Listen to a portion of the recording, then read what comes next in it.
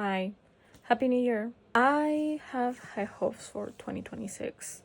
I have a lot of plans and I have a lot of goals. I thought it would be a fun thing if I share a couple with you. I don't really have any New Year's resolutions. It's been a while since I've had any resolutions, and in what is like the traditional resolution sense, I have goals, and I feel like me defining it by the term goal makes it more achievable, at least in my mind. This is my 2026 planner, and it is also kind of like my everyday journal now. But I thought I'll share a couple of the goals that I have on this list. So one of them is I need to touch the ground without bending my knees.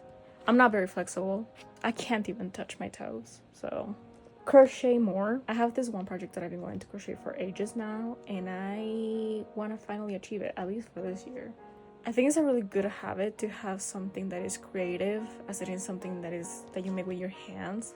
I think it's something, when it's something more tangible, like when you crochet, I think it's really a lot better for you and your mental health and your creative output. I need to read more.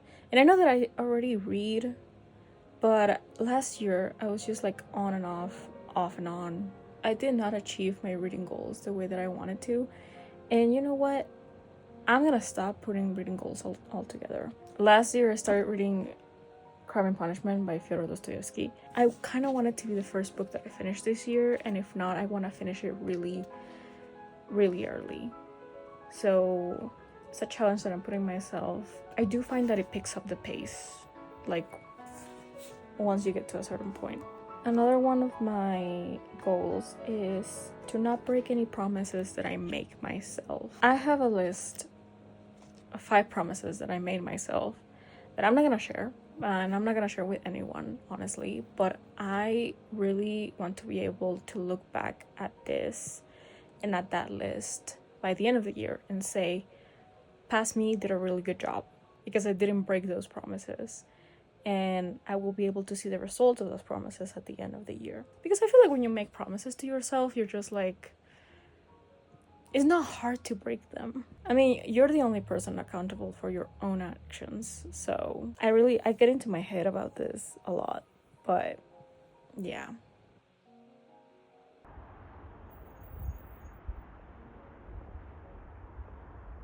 Hi. I'm at the theater now. I'm gonna go see No Other Choice by Chan-Wook. It's a film that I've been really curious about ever since I saw the first trailer, and today is like the last day that they're showing it at my theater, so I'm really glad that I managed to see it in theaters. I just got out of the theater. It's golden hour right now. That was a really good movie. That was a really, really good movie. There was a scene that I was like, why was this a choice?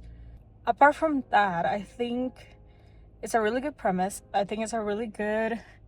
The actors did a fantastic job. Like, everybody in the cast, stunning work. Even the children. I'm glad this was the first film that I saw this year, so...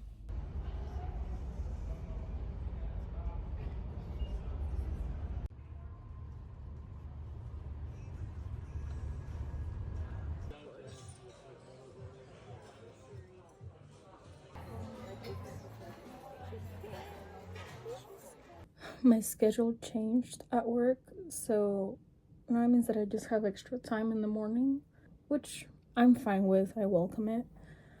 I'm just a little, like, I don't know.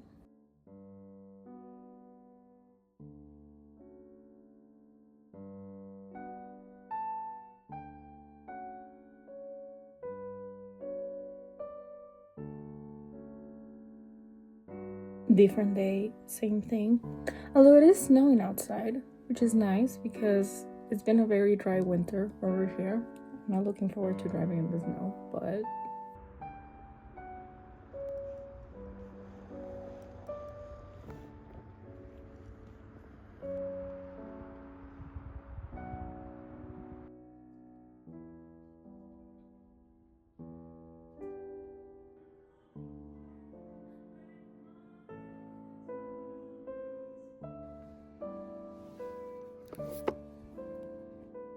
the lip liner stays. It's a little harsh. It's a little too harsh right now, you know? bold is good. Bold is fine. I feel like my makeup is very simple right now, so a bold lip is fine. I can get away with it. The more I look at it, the more I like it. Yeah, it looks fine. It looks fine. I went to see No Other Choice, and I think I didn't talk about it. The movie is by Chan-Wook, and it's basically about a man that loses his job and kind of goes into a spiral, and he thinks the only solution is that he needs to kill his competition. It's very insightful. It's very relevant to today. And it was also very well executed, very well made, very funny at times. I love the entire cast. I think the family, the core family you follow, has such a great dynamic, and this story was told in a really, really effective way. So yeah, if you have the opportunity to watch it, I highly, highly recommend it. Little reading update. I have been slowly inching my way through Crime and Punishment by Fyodor Dostoevsky, and it is, not gonna lie, it's been a struggle. I'm on part 2 right now, which is, I feel like I've been reading 2 pages a day. It's kind of insane. I'm just gonna take my time with the books and just read at my pace, especially with classics, because I feel like I'm really not accustomed to reading the English classics, even though this is Russian. I mean, I'm really not accustomed to reading the classics because it's not something that I ever did when I was younger. I was always just reading young adult fiction or teenage kids books, you know. I love to read. I feel like it is very different when I'm accustomed to a certain type of thing in a certain type of fiction to now when I'm trying to like read and understand the language and the context. I decided that I need to pair it with another book. We have Millennial Existentialism, I think. Yeah, This is Perfection by Vincenzo Latronico.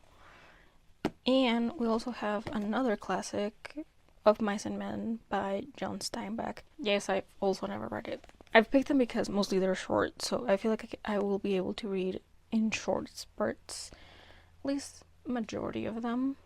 I am curious about this story because I never read Steinbeck. This will be my first book of him if I do read it.